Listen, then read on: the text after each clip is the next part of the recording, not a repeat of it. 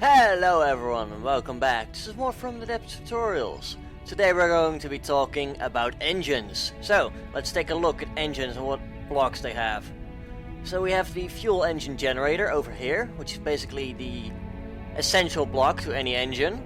This is where the actual power is generated from. And this little arrow here shows that we need to face building this way. We need to build it facing this way. So not sideways like this, just press G in this direction and then you'll have a good working one. Next up, the crankshaft. Pretty much, it speaks for itself really. You can use the crankshaft to attach cylinders which provide power for the generators to the generator. So this little generator block here needs a cylinder. And then to cylinders you can attach injectors, you can attach carburetors. So let's take a look at the injectors first. Increases power from cylinders and it gives high power at low fuel efficiency. So basically what it says, if you need a lot of power and you don't care about how much gas it guzzles, you'll basically want a couple of injectors on there and you'll have like a Hummer. Then there is the carburetor, which also increases the power from cylinders, which has medium power at medium fuel efficiency. So you can put that on top of your engine and then it's like, oh, you get 100 power for 1.2 fuel. To compare that to the injector, we now have 200 output with 2.64 fuel per second. So again, more power output, but it's not fuel efficient at all. Then there's the turbochargers. Connect the bottom to the cylinder and the top to the carburetor. So we're going to place a carburetor on top, then we're going to take a turbocharger which needs to be placed on the left. So we'll just do it like this, there we go. We have the top is now connected to the carburetor. As it says in the little tooltip, it is connected to a carburetor, increasing its high RPM efficiency, and it's connected to a cylinder which will help cool it down. So you can now see, if we remove it again, it went from 0.84 back to 1.2. If we place it back, we are back down to 0.84. Let's place another one. 0.59. Then we'll place another one. Down to 0.41. And then we're down to 0.29 with 4 of them. So like this little engine here on the left, that is pretty much the most efficient engine I have been able to get out of this game. You can notice that it has a supercharger on top. Supercharger increases airflow to the carburetor and allows fuel to be combusted more efficiently at low RPM. Which is great and all. What does that really mean? Well, we can go over to the generator block here and press Q to interact. We can see all sorts of stats. We've got fuel uses per second. This is at engine power.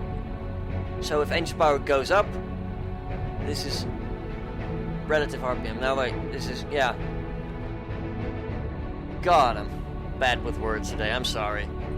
Basically, if we increase the power of the engine, we're going to use more fuel, but you can see this curve, which indicates that as we get more power, we start using less fuel. So this one is really efficient at high RPM, which you can see in the little tools like where it says 10% power output with 0.05 fuel. So at 10% is 0.05. If we do that 10 times, then we would, in a linear curve, have 0.5 fuel for 100 power output. But we don't. If we look at 50% power output, we get 50 output with 0.2 fuel being used. And then when you look at the power output 100, it only takes 0.28 fuel. So in that 50 to 100% reach there, that extra 50%, it only takes 0.08 fuel extra for another 50 power. That's good. If we go back to the generator block, you can see all sorts of settings here, like fuel use per second at 100%, at 50%, at 10%, current RPM, current power being made, current fuel use being per second, power per fuel. And then there's things over here. Ramp up time. Increases the time the engine takes to go from 0 to full. So if we make this longer and we suddenly say like all engines forward, it takes a very long time to get this engine up to speed. Whereas if we turn it down, the engine is more able to react to our power situation, which is suddenly like, we need all the power right now, and the engine is just ready. It's just there. However, there is a price for that. If we do that, then the engine is going to be inefficient, because it has to work really hard to suddenly shift up instead of giving it proper time to do it. Right, so let's take a look at decay next, which is basically the ramp up time but then reverse.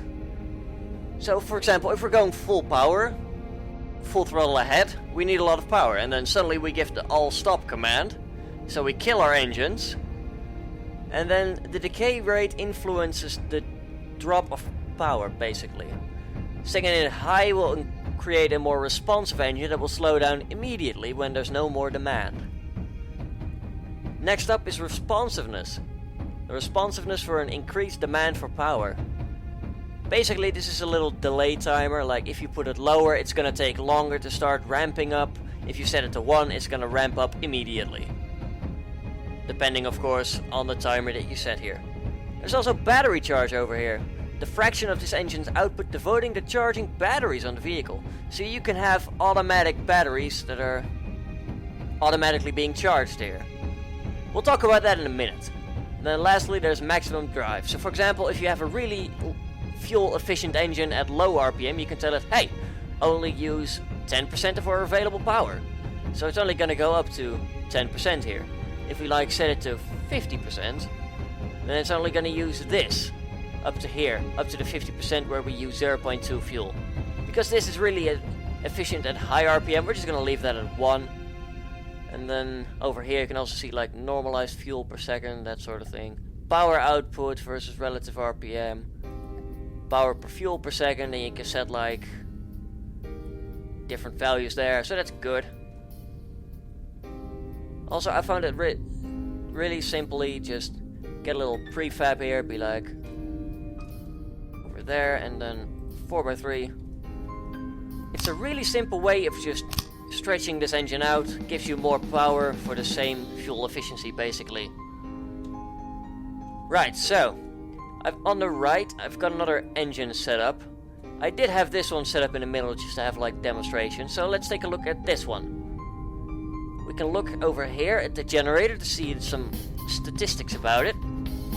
It's got a maximum power output of 4400. That is because we're using injectors which are coupled to different cylinders over there, as you can see. And then I've got some superchargers on there to help cool it down a bit. However, if we now go over here and suddenly turn our shields on, you can see it's going to start smoking like hell. The maximum power output is decreasing. Why is that? Well, if we take a look at it, this cylinder is overheated. Basically, the hotter it gets, the less power it provides. And when it gets too hot, it automatically shuts down to prevent itself from burning out. So what can we do to cool it down? Well, like I said, there's turbochargers which help cool it. There's also radiators.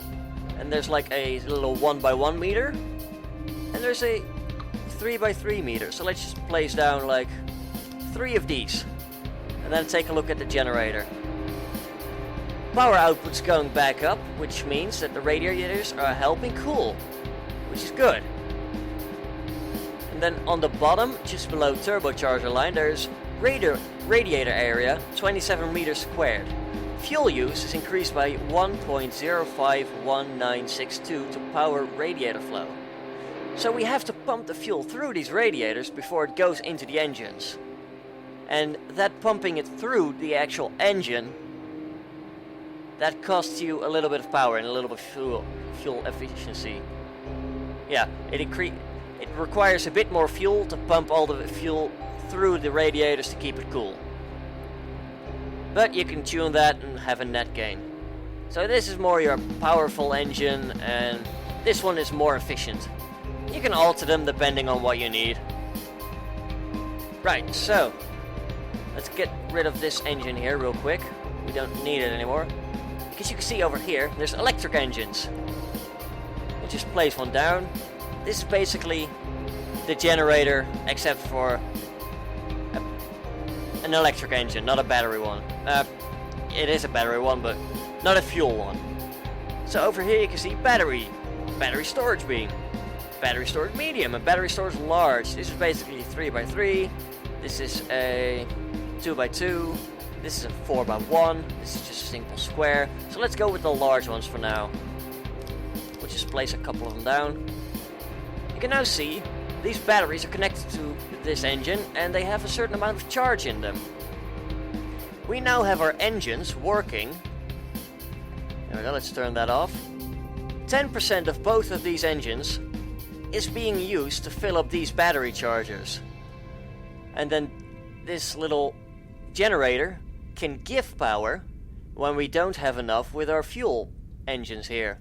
So let's go over here and tell this engine to fully use all of its charge to help charge the batteries. Now we're only gonna get 300 from this, but it's very efficient, like we said. However, if we go over to this one and be like, hey, we want to charge the batteries faster, give us some more charge, will you? We're now charging the batteries really quickly, but it is costing us in fuel efficiency. So basically, batteries and electric engines are a way to store up additional power for railguns or for shields, whatever you need them for really. And now that the battery chargers are done, the engines have just gone back to being idle because they're no longer needed. The batteries are charged up. And that's good. Now we can have a little bar in the bottom right, which is a little electric jolt. It says 45,000. So we've got 5 banks of these for 45,000 charge. If we press Q on the electric engine, we can see a couple of statistics as well. Its power output is 1, and it's not really, well, it's not too bad efficiency wise actually. But if we put down the power output, you can see over here the efficiency is going up. But we can't convert as much energy. Like over here it says we have 89 energy convertible, including efficiency, for a total of 2250 power. If we turn that down, we're gonna get more efficient use out of the charge that we built up, but we'll get less power creatable. So that's a little thing you want to keep in mind. Now lastly, I want to cover something here. Refineries. You're gonna need fuel for your fuel engines, of course. What you need on board is a little oil resource storage tank. You can have if you go over to raw resources, you can have a big one, you can have a small one. There we go. You can put like a little head on it to make it look good. Basically, have some oil on board. Then you need a refinery, which is this one. This is just a main block. There's several attachments for it, like for example, these flare stacks. So refineries build up dangerous gas. It's literally just called dangerous gas. And if that percentage of dangerous gas, which is just literally indicated by a little tooltip saying dangerous gas percentage, if that goes above 50, your refinery is going to take damage. You can see it says refinery health is 500 right now. If we remove these flare stacks, you can see our dangerous gas percentage is going up, which is bad. You want to try and keep it safe, or at least below 50. So we're going to let that tick up. Meanwhile, we'll take a quick look at process resources where you can find a fuel refinery. There's other things here, like the cracker, the coker, desalter, and of course the flare stack that we found earlier. If you put a desalter down, it helps remove dangerous stuff from the oil before you actually start refining it. So basically, you're going to produce less dangerous gas. Although right now we don't have a way connected to get rid of the dangerous gas, so it's going to keep building up. And the temperature is also going to keep building up because this is one of the processes that generates heat. Just like the fuel engines, by the way. But there we go, we are up to 37%. It's not really working real quick. Actually, there is one thing I forgot about fuel engines. There's exhausts.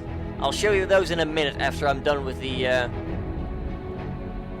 refinery here.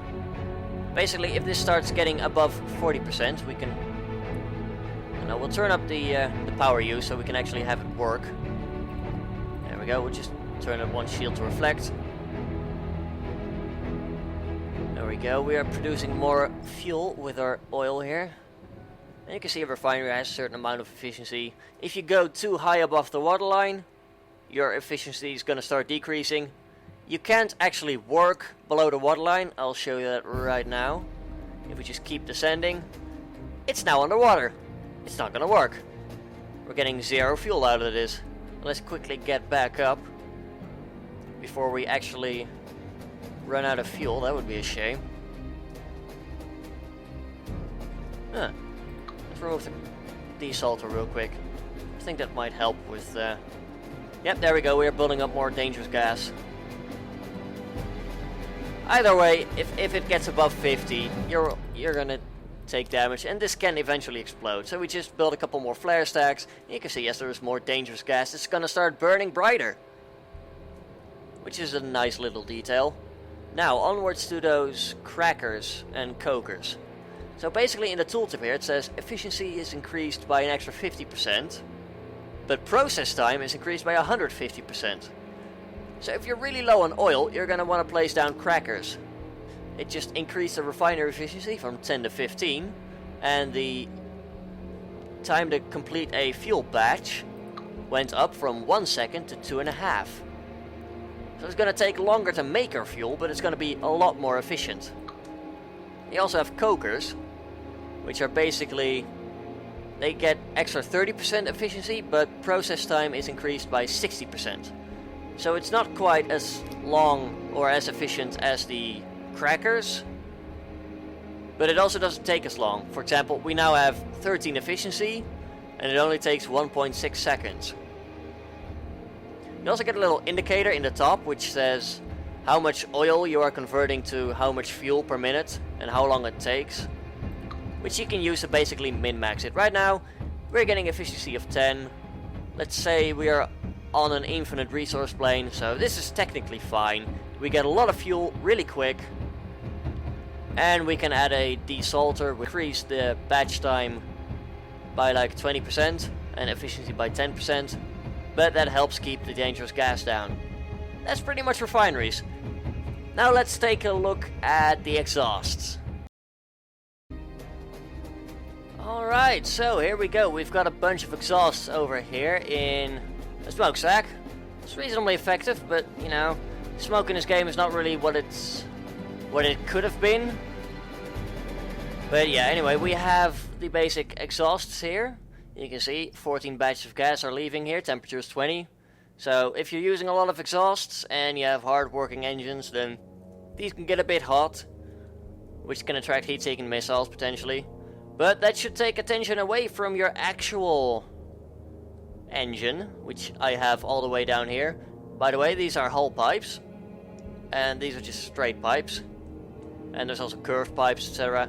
So here's my engines basically. They are pretty much a manipulated version of the fuel efficient engine that I have, with some connectors on there. They're not really meant as an example, but just as a thing that works. Basically I've got a bunch of pipes down here that then lead all the way back up over here, where they spread out and do happy things. It's not really effective. Like, I could have saved a couple hundred blocks if I just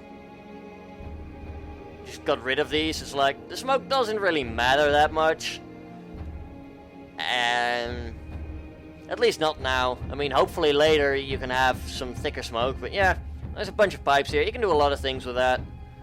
There's also inline turbochargers, and one thing to note, you can attach corner pipes to turbochargers, which is what I have done down here. You can see in the lower port here, facing to the rear, I've connected up the exhaust. But there you go, that is exhaust basically. I hope you learned something from this engines tutorial. If you did, then do let me know down below if I managed to increase someone's knowledge from the depths, and that's great. That would make my day. But anyway, that has been it for this video. If you've liked the video, then please do leave a like down below. leave a comment if you have anything to say, or if you have any other questions. I'll try my best to answer any questions that people can come up with. That is the point of these tutorial series after all. Anyway, until next time. Have a good one, folks.